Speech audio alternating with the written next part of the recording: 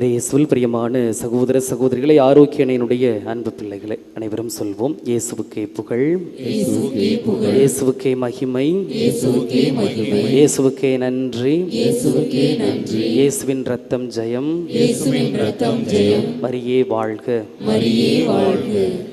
இயேசுவில் பிரியமானவர்களே, இன்றைய மறையுரையினுடைய ஒரு மைய சிந்தனையாக பற்று, யார் மீது பற்று வைத்திருக்கிறோம் என்ற சிந்தனையில் சிந்திக்க உங்களை அழைப்பு விடுக்கின்றேன்.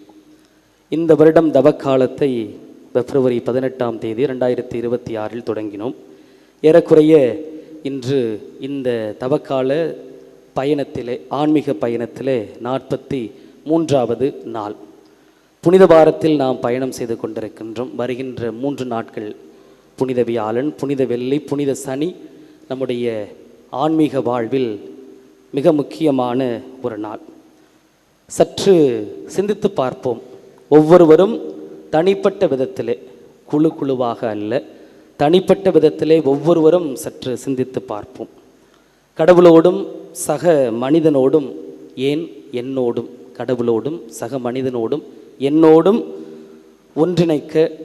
ஒன்றிணைய, உறவு பாராட்ட, உறவை புதுப்பித்து கொள்ள எத்தனையோ விதமான தவ முயற்சிகளை, பக்தி முயற்சிகளை நாம் எடுத்திருக்கின்றோம். இந்த நாட்களில் சிறப்பாக சொல்ல வேண்டுமென்றால் திருப்பலி, சிலுவை பாதை, ஜபமாலை, நடைப்பயணம், திருப்பயணம், தவ உடைகள், உண்ணா நோன்பு, ஒருத்தல் முயற்சிகள், தவம், தானம், ஜப முயற்சிகள், எத்தனையோ விதமான மறையுறை சிந்தனைகள், சிறப்பு தியானங்கள் என இந்த 43 நாட்களும் இந்த ஆன்மீக பயணத்தில் நாம் பயணம் செய்து கொண்டிருக்கின்றோம்.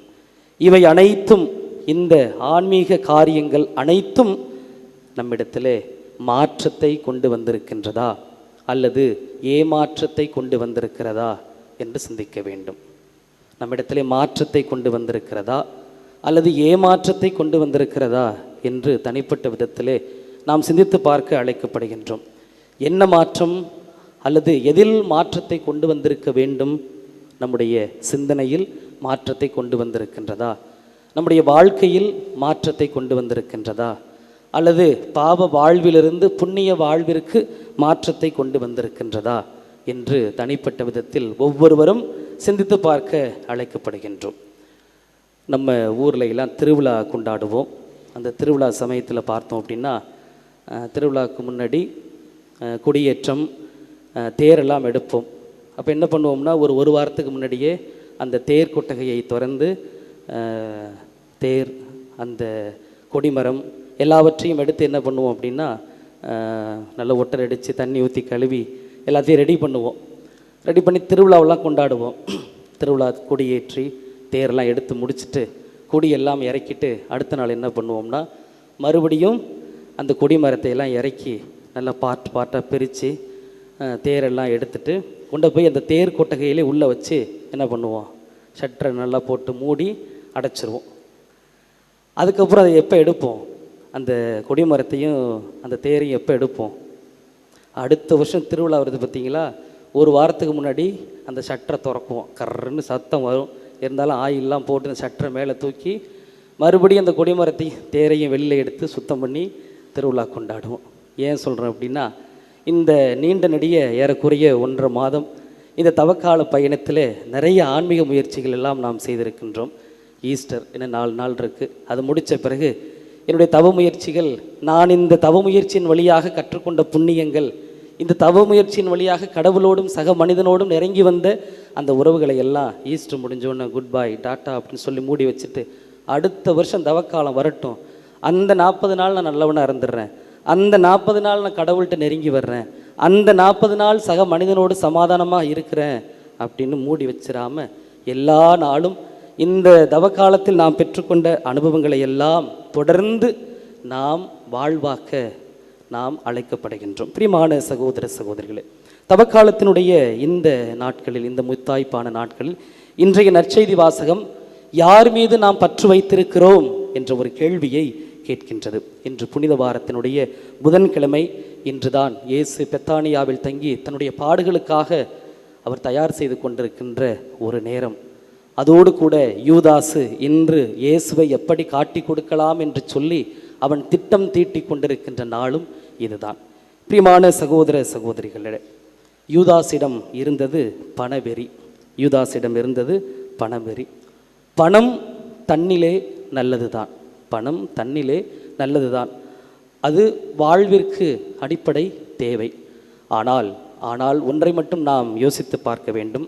பணத்தை எப்படி நாம் திரட்டுகின்றோம், அதுபோல அந்த திரட்டிய பணத்தை வைத்து நாம் என்ன செய்கின்றோம் என்பதில்தான் அடங்கி இருக்கின்றது. பிரியமான சகோதர சகோதரிகளே, யூதாசிடம் இருந்தது பணப்பற்று.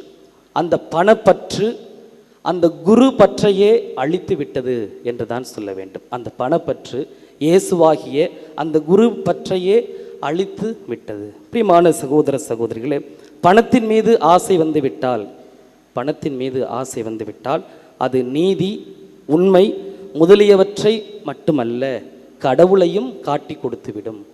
பணத்தின் மீது ஆசை வந்தால் நீதி, உண்மை மட்டுமல்ல, கடவுளையே காட்டி கொடுத்துவிடும் அந்த பண்பு. அதனால்தான் யார் மீது நாம் பற்று வைத்திருக்கின்றோம், நாம் இந்த தவகாலத்தில் மேற்கொண்ட பக்தி முயற்சிகள் எல்லாம் அந்த ஆண்டவர் மீது பற்று வைக்க, ஆண்டவர் சொன்ன போதனைகளை கடைபிடிக்க தான் இத்தனை தவ முயற்சிகள் எல்லாம். 1 பேதுரு 1:19 இவ்வாறாக வாசிக்கின்றோம், செம்மறியாம் கிறிஸ்துவினுடைய இரத்தம் விலைமதிக்கப்படாதது. அதே போல விடுதலை பயணம் 21:32, சக்கரியா புத்தகம் 11:12 நாம் வாசிக்கின்றோம், யூதாசு 30 வெள்ளிக்காசுக்காக கடவுளுக்காக பேரம் பேசினார். அந்த 30 வெள்ளிக்காசு என்பது ஒரு சாதாரண அடிமையினுடைய விலை, ஒரு சாதாரண அடிமையினுடைய விலைதான் அந்த 30 வெள்ளிக்காசு. அந்த ஒப்பற்ற செல்வமாகிய இயேசுவை சாதாரண ஒரு 30 வெள்ளிக்காசுக்காக அவன் காட்டி கொடுக்க துணிந்து விட்டான்.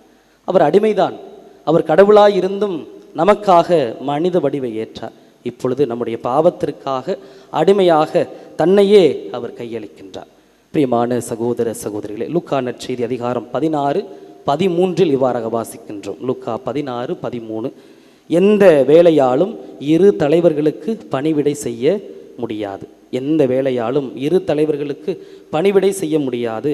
நீங்கள் கடவுளுக்கும் செல்வத்திற்கும் பணி செய்ய முடியாது என்று தெள்ள தெளிவாக கடவுள் சொல்கிறார். நீங்கள் கடவுளுக்கும் செல்வத்திற்கும் பணி செய்ய முடியாது. உதாரணமாக சொல்ல வேண்டும் என்றால், ஞாயிற்றுக்கிழமை திருப்பலியில் பார்த்தோம் அப்படின்னா அவசரமாக வந்துட்டு நன்மை வாங்கி முடிச்சுட்டு சீக்கிரம் போயிடுவாங்க. ஏன்னா நான் பூசையும் பார்த்துட்டேன், அன்னைக்கு வேலையும் கட்டாகலை. அப்படி என்ற ஒரு மனநிலை. செல்வத்திற்கும் கடவுளுக்கும் ஒரு காலம் பணி செய்ய முடியவே முடியாது. எனவே பிரியமான சகோதர சகோதரிகளே, நாம் சற்று சிந்தித்து பார்க்க அழைக்கப்படுகின்றோம். சிலை வழிபாடு என்றெல்லாம் சொல்கிறார்கள். சிலை வழிபாடு என்றால் என்ன தெரியுமா? கடவுளுக்கு கொடுக்க வேண்டிய முதன்மையான இடத்தில், கடவுளுக்கு கொடுக்க வேண்டிய முதன்மையான இடத்தில் என்னுடைய செல்வத்தையும், என்னுடைய சொத்தையும், என்னுடைய பகட்டையும், என்னுடைய சுயநலத்தையும், என்னுடைய பெருமையையும், என்னுடைய எல்லாவற்றையும் கடவுளுக்கு கொடுக்க வேண்டிய இடத்தில் அதை கொண்டாண்டு முதலிடத்தில் வைக்கிறோம். பார்த்தீங்களா? அதுதான் சிலை வழிபாடு. நாம் யார் மீது பற்று வைத்திருக்கின்றோம் என்று தான் சிந்தித்து பார்க்க வேண்டும். பிரியமான சகோதர சகோதரிகளே, கடவுள் ஒருவர் மீது மட்டுமே பற்று வைக்க இந்த யூதாசு நமக்கு வெளிப்படுத்துகின்றார். நாம் நற்செய்தி வாசகங்கள் படிக்கின்ற பொழுதும், புனித வாரங்களில் இந்த நற்செய்தி வாசகங்களை படிக்கின்ற பொழுதும் நம்மை அறியாமல் ஏதோ ஒரு கோபம் யூதாசின் மேல் வரும். சாதாரண 30 வெள்ளிக்காசுக்காக அந்த மாசற்ற செம்மறியை காட்டி கொடுத்து விட்டானே என்று சொல்லி யூதாசின் மேல் கோபம் வரும். நாம் எந்த நிலைமையில் இருக்கின்றோம்? கடவுளுக்கு கொடுக்க வேண்டிய இடத்தை நாம் யாருக்கு கொடுக்கின்றோம் என்று சிந்தித்து பார்க்க வேண்டும். அதனால் தான் சொல்வேன், இந்த தவ முயற்சிகள் எல்லாம் இவைகளையெல்லாம் கழித்து ஒதுக்கிவிட்டு கடவுளுக்கு முக்கியத்துவம் கொடுக்க அழைக்கப்படுகின்றது. தனிப்பட்ட விதத்தில் சிந்தித்து பார்ப்போம். நாம் கொண்டிருக்கின்ற அதிகாரம், நான் தான் என்ற ஒரு குணம், புகழ்ச்சி, தற்பெருமை, என்னால் தான், நான் என்ற ஒரு இந்த குணங்கள் எல்லாம் நினைத்து பார்ப்போம். இவை கடவுளுக்கு கொடுக்க வேண்டிய இடத்தை தூர தள்ளி போட்டு விடுகின்றது. எனவே பிரியமான சகோதர சகோதரிகளே, சற்று ஆழ்ந்து சிந்தித்து பார்த்து அந்த கடவுளுக்கு, கருவிலே நம்மை பெயர் சொல்லி அழைத்த கடவுளுக்கு, அழைத்ததோடு மட்டுமல்லாமல் அன்றும் இன்றும் என்றென்றும் எல்லா நாளும் நம்மோடு உடனிருந்து பயணம் செய்கின்ற அந்த கடவுளுக்கு நாம் போகும்போதும் வரும்போதும் முன்புறமும் பின்புறமும் வலப்புறமும் இடப்புறமும் என்றும் விலகாமல் நம்மோடு பயணம் செய்து கொண்டு நம்மை பாதுகாத்து வழிநடத்தி கொண்டிருக்கின்ற அந்த கடவுளுக்கு நாம் முதன்மையான இடத்தை கொடுப்போம். அவர் மீது பற்று வைப்போம். ஆமென்.